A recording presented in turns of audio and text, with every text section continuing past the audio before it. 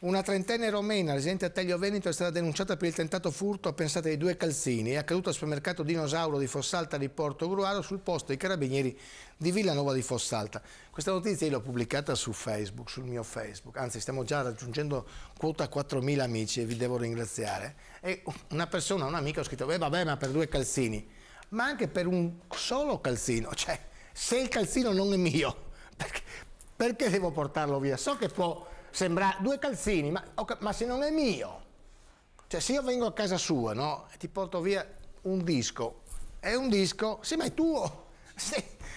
Questa cultura, no? Dici, siccome sono 2 calzini, magari anche bucati, e no, anche se è un calzino, ma è mio. Se io appendo fuori, no, sul filo, un calzino bucato è mio e tu vieni a portarlo via, ma io ti mozzo le mani. Ma è bucato, ma non importa, è mio. A me piace andare via col pollicione fuori. O no? Cioè, è incredibile.